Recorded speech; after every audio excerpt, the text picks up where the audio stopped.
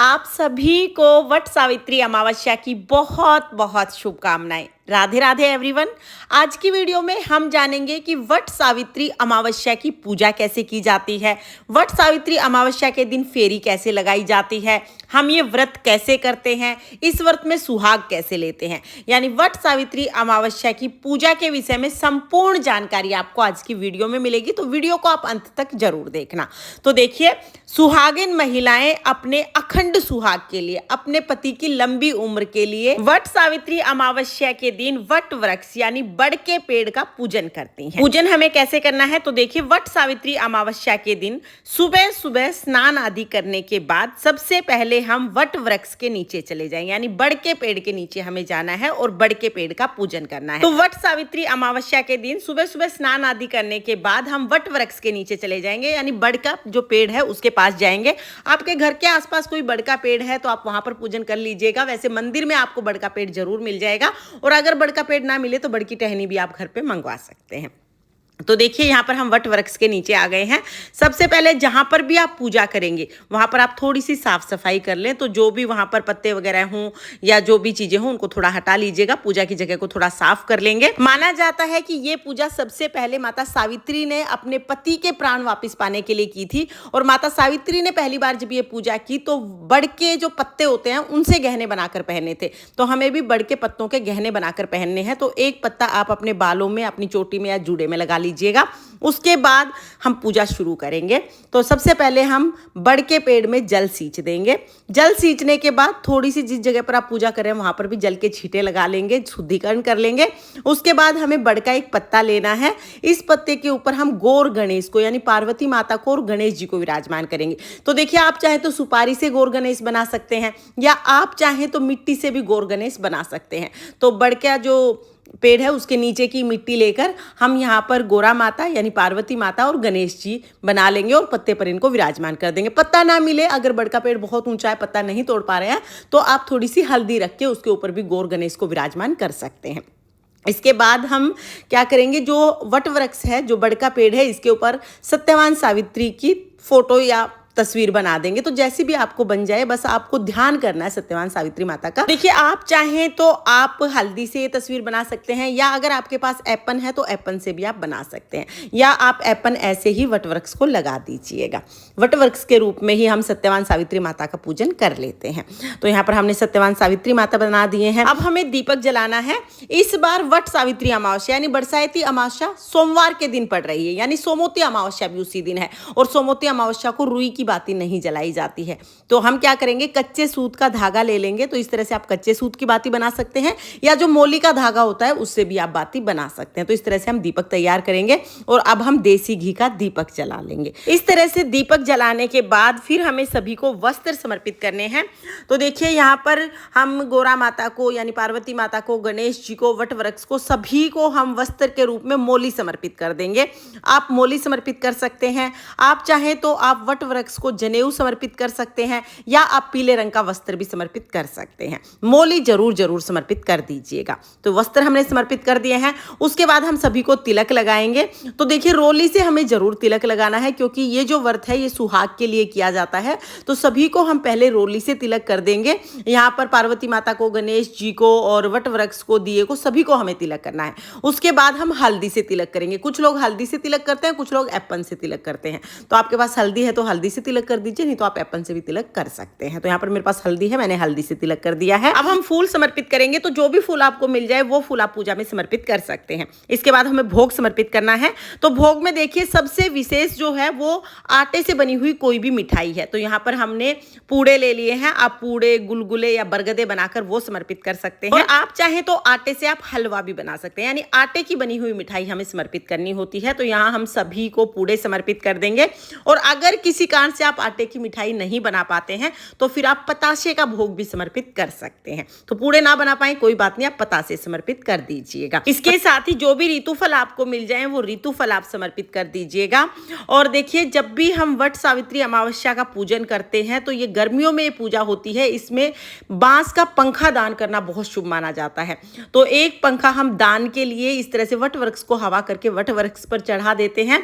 उसके अलावा एक पंखा और लेते हैं जो हम वापस वापस घर ले जाते हैं और पति को हवा करते हैं। तो देखिए वैसे तो 2 पंखे चढ़ाने चाहिए, एक आपको यहीं छोड़ के जाना है, दान करना है, और दूसरा घर पे लेके जाना है।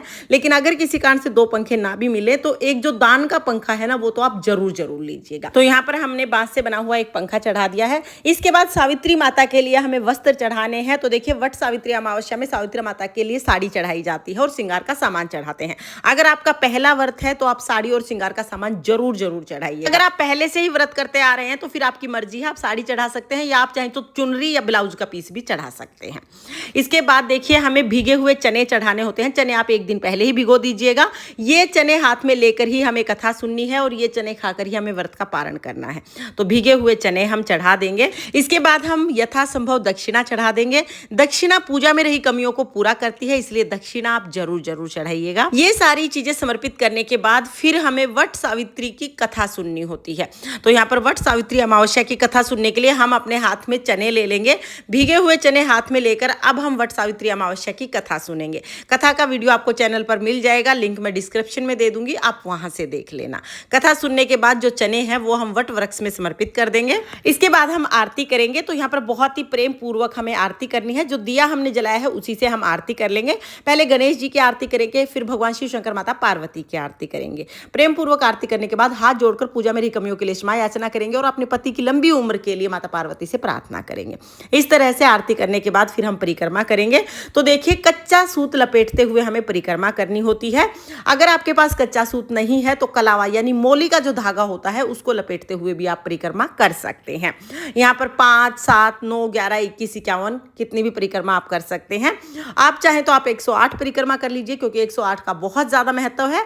लेकिन अगर किसी कारण से आप 108 परिक्रमा नहीं कर पाते हैं तो कम से कम 7 परिक्रमा आप जरूर कर लीजिएगा। और देखिए कुछ लोग पहले आरती करते हैं उसके बाद परिक्रमा करते हैं, कुछ लोग पहले परिक्रमा करते हैं उसके बाद आरती करते हैं। तो आप अपनी सुविधा के अनुसार चाहें तो पहले परिक्रमा कर सकते हैं या पहले आरती कर सकते हैं। तो यहाँ पर हमने पहले आरती कर लिया, उसके बाद फिर हम परिक्रमा कर रहे हैं। परिक्रमा करने के बाद हमें वट वृक्ष की सेवा करनी होती है। तो थोड़ा सा हम ना इस तरह से वट वृक्ष की सेवा करते हैं या फिर आप वट वृक्ष के गले भी मिल सकते हैं। और फिर हम वट वृक्ष को यानी बड़ के पेड़ को प्रणाम करेंगे।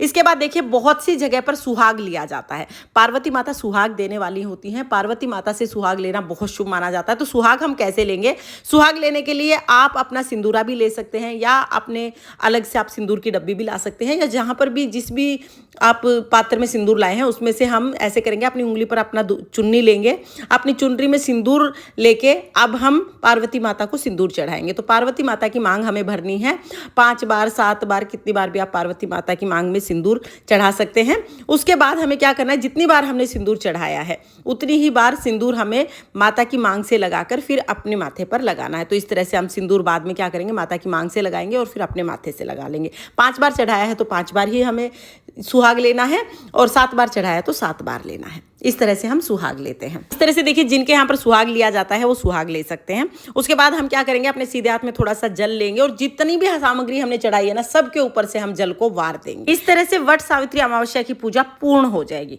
पूजा के बाद जो साड़ी आपने चढ़ाई है उसके ऊपर श्रृंगार का सामान रखें और थोड़ा प्रसाद रखें। फिर आप ये अपनी सासू जी को दान दे दें।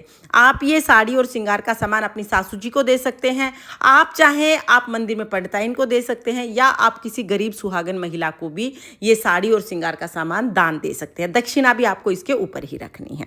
तो इस तरह से आपको ये दान देना है। तो पूजा तो हम इस तरह से कर लेंगे।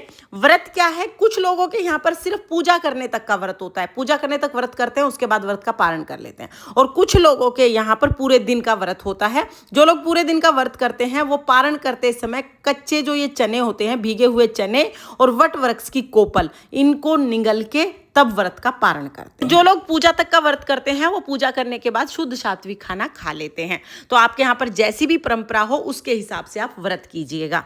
पूजा विधि सबकी एक जैसी रहती है। फ्रेंड्स, वट सावित्री व्रत की संपूर्ण पूजा विधि है जो मैंने आपके साथ शेयर की। अगर आप सरल विधि से पूजन करना चाहते हैं तो सरल विधि का वीडियो भी चैनल पर आ चुका है, लिंक मैं डिस्क्रिप्शन में दे दूंगी, आप वहां से देख लेना। चाहे आप संपूर्ण विधि से पूजन करें चाहे सरल विधि से पूजन करें, वट सावित्री अमावस्या के दिन आप वट वृक्ष का पूजन जरूर कीजिएगा ताकि आपको अखंड सुहाग की प्राप्ति हो सके। बाकी आपको ये पूजा विधि कैसी लगी कमेंट करके जरूर बताना। और अगर ये वीडियो आपको पसंद आया आया हो, वीडियो आपके लिए थोड़ा बहुत भी यूजफुल हो तो प्लीज प्लीज वीडियो को लाइक कर देना। और हम महिलाएं घर में तीज त्योहार कैसे करते हैं ये देखने के लिए मेरे चैनल को सब्सक्राइब कर लेना। माता सावित्री और माता पार्वती की कृपा से आप सभी को अखंड सुहाग की प्राप्ति हो, इसी कामना के साथ फिर मिलेंगे किसी और वीडियो में। तब तक के लिए जय श्री कृष्णा, राधे राधे।